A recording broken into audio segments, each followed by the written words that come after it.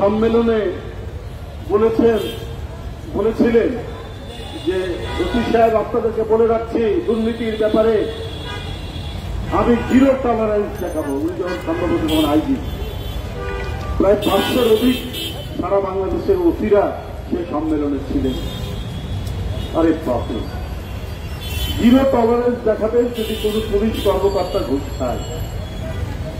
আর আলাল ভাই তো বলেছেনই যে গণতন্ত্রের আন্দোলনে যারা অংশগ্রহণ করেছে তাদের ব্যাপারে ঐতিহাসিক মন্তব্যগুলো কি ছিল বেনজির আহমেদের,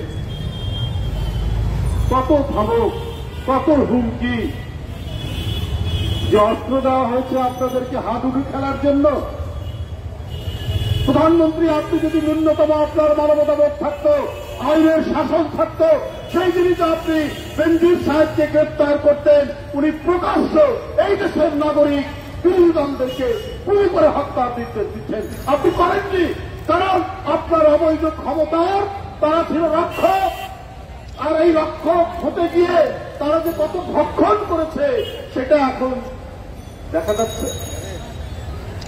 সেটা এখন প্রতিদিন খবরের কাগজে আসছে।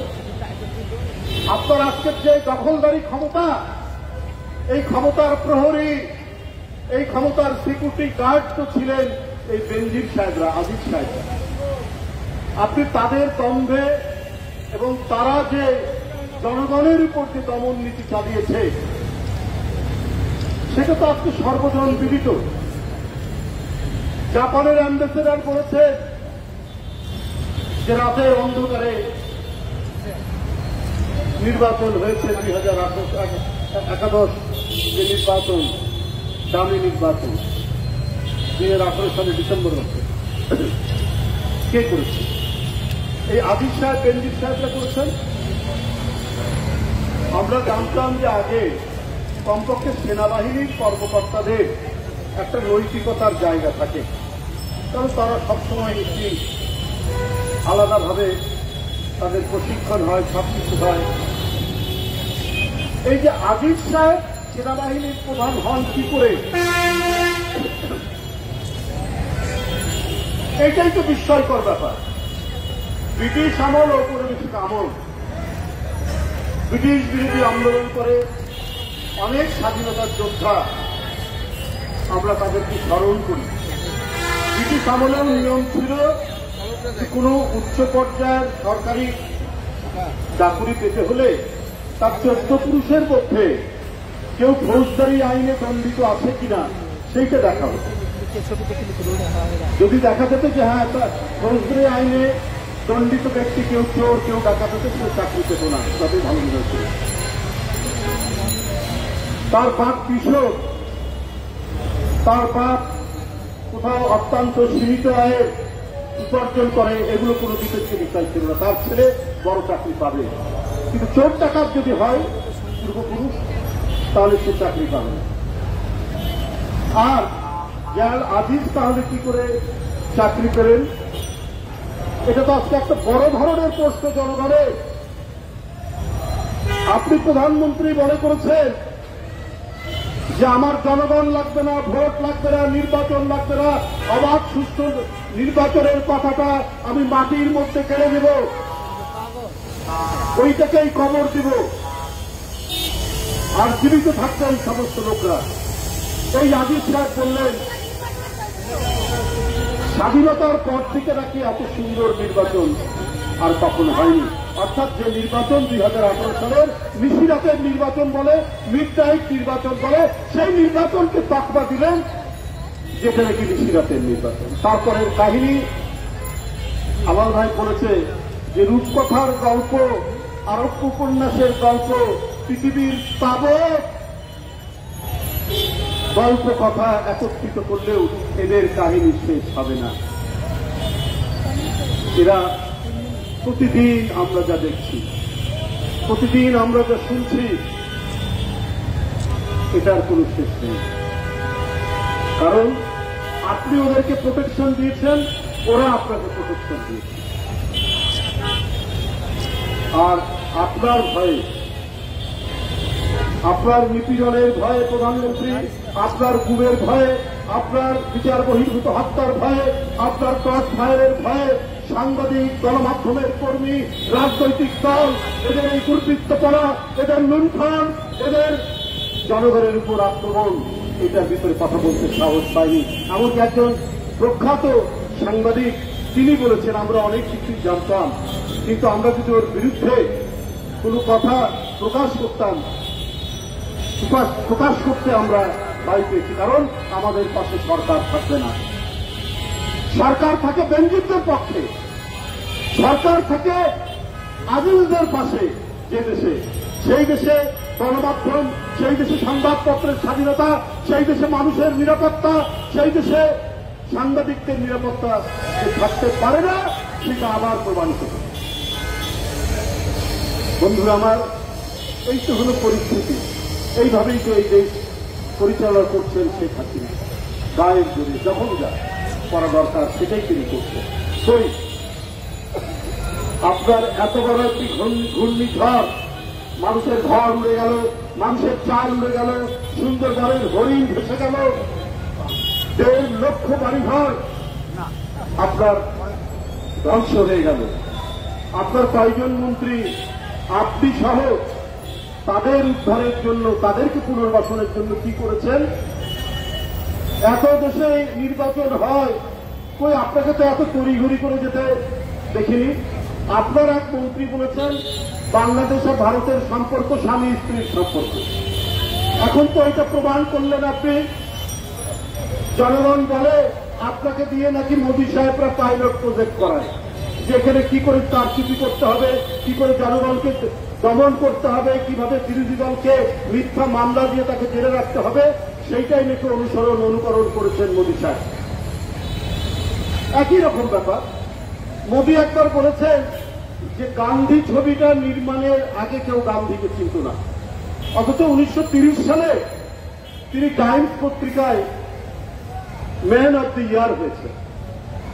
গান্ধীর শান্তিবাদী আন্দোলন, উনি তো ভারতেরই নেতা, গোটা বিশ্বব্যাপী সমাদৃত। আর মোদী সাহেব বলেছেন যে ওই গান্ধী ছবি কিছুদিন আগে হয়েছে, 20-25 বছর আগে বা 30 বছর আগে, তো এটার আগে নাকি গান্ধীকে চিন্তা করে। এই যে মিথ্যাচার করা, বরেণ্য নেতাদেরকে ছোট করা, এটা তো শেখ হাসিনার কাছ থেকে মোদী সাহেবরা শিখেছেন। যেমন প্রখ্যাত মুক্তিযোদ্ধা, রণাঙ্গনের মুক্তিযোদ্ধা, স্বাধীনতার ঘোষক জিয়াউর রহমানকে বলেন পাকিস্তানের চোখ, পাকিস্তানের চক। এই শেখ হাসিনা বলেন, মোদীও এখান থেকে শেখ হাসিনার কাছ থেকে শিখেছেন। শেখ হাসিনার কাছ থেকে শিখে তিনিও তাই করছেন। ভারতের যারা বরেণ্য নেতা তাদেরকে ছোট করছেন, তাদেরকে অবমূল্যায়ন করছেন। যা শেখ হাসিনা পথ দেখিয়ে গেছে, সেই পথ দেখাচ্ছেন তিনি। বন্ধুরা আমার, আজকে তিনি যে একটা স্বৈরাচার ফ্যাসিজম তৈরি করছেন, জনগণের সমস্ত অধিকার কেড়ে নিয়েছেন, মানুষ যে একটা রুদ্ধশ্বাস পরিস্থিতির মধ্যে দিন যাপন করছে, মানুষের সীমিত আয়ের মানুষরা প্রান্তিক অবস্থায় চলে গেছে, পিঠ দেওয়ালে থেকে গেছে। আপনার 1 মাস আগে আলুর কেজি ছিল 30 টাকা, সেইটা 55 থেকে 60 টাকা। আপনার 4টা ডিমের দাম 55 টাকা, মহল্লার দোকানগুলোতে 60 টাকা।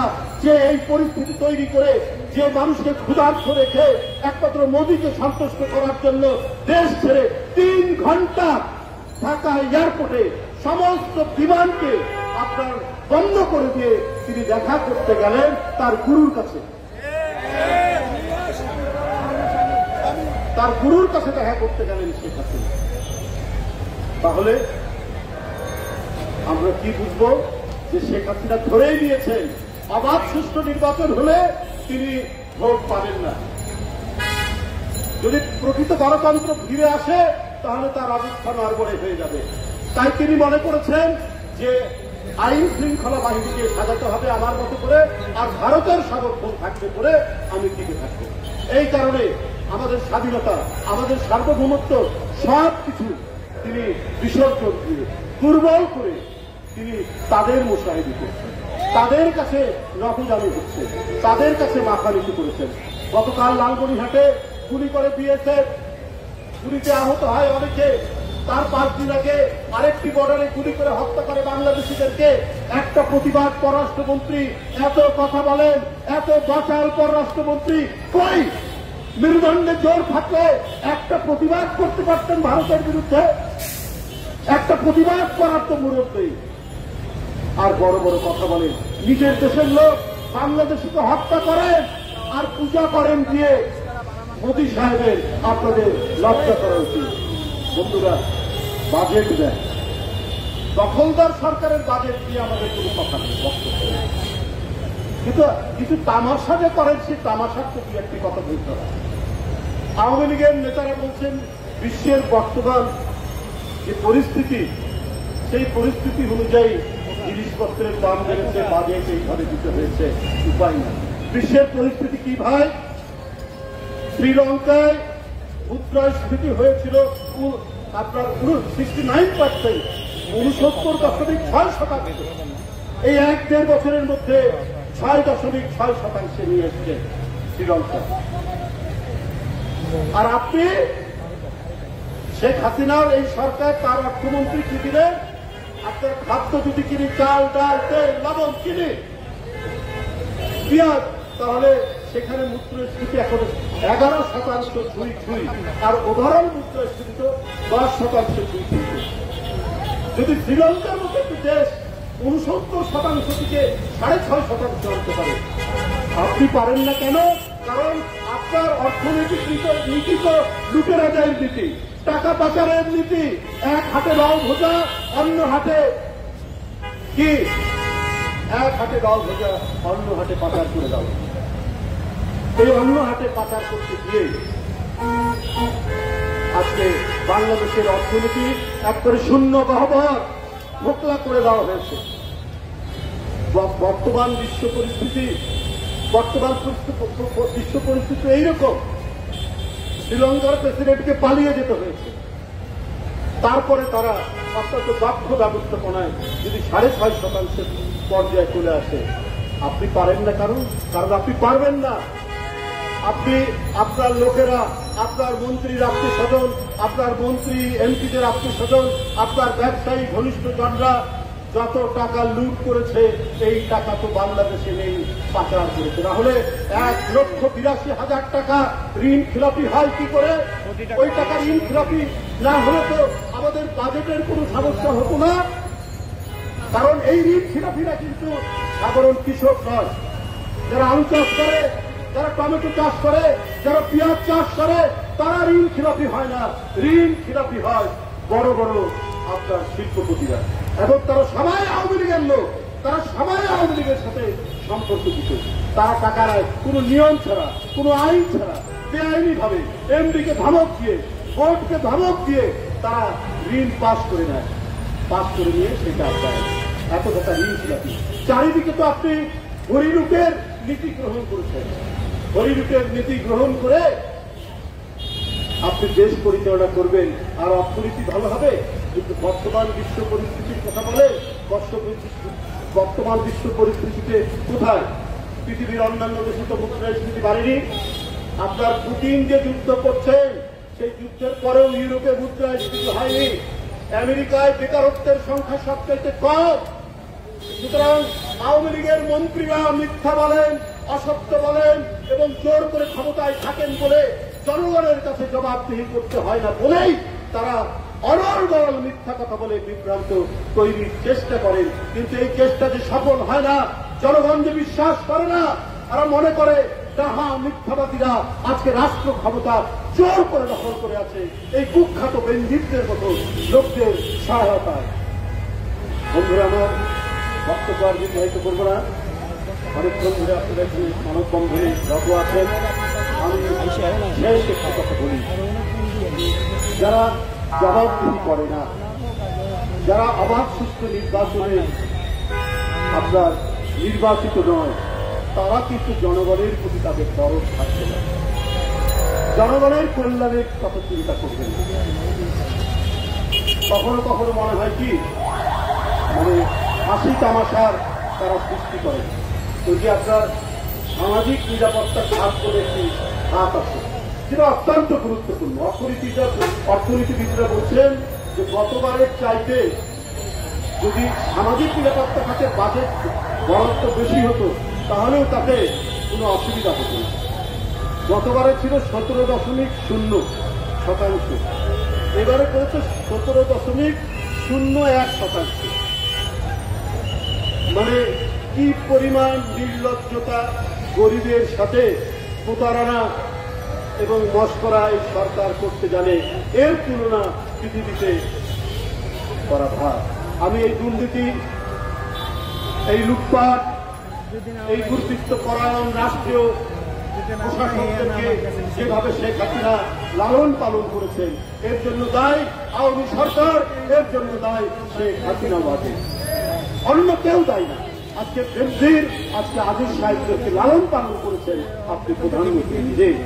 এখন বোধহয় কোনো ভাগ বাটোয়ারার মানে কোন বিষয় হয়েছে এটা মানুষ মনে করে, এই কারণে আজকে তাদের কথা আপনি বলছেন বা তাদের কথা আজকে জানা যাচ্ছে। কিন্তু এরা তো আপনারই সৃষ্টি, এরা তো আপনাকেই অবৈধভাবে ক্ষমতায় রেখেছে। আপনাদের সবাইকে ধন্যবাদ জানাচ্ছি জাতীয়তাবাদী মুক্তিযোদ্ধা দলের আপনাদের আজকের এই মানববন্ধন যে কর্মসূচি, এই কর্মসূচি আপনারা করেছেন। আজকে জাতির মানুষের যে আকাঙ্ক্ষা, তাদের পক্ষে আপনারা কথা বলেছেন। জাতীয়তাবাদী মুক্তিযুদ্ধ দলকে আমি আমার আন্তরিক ধন্যবাদ জানিয়ে বক্তব্য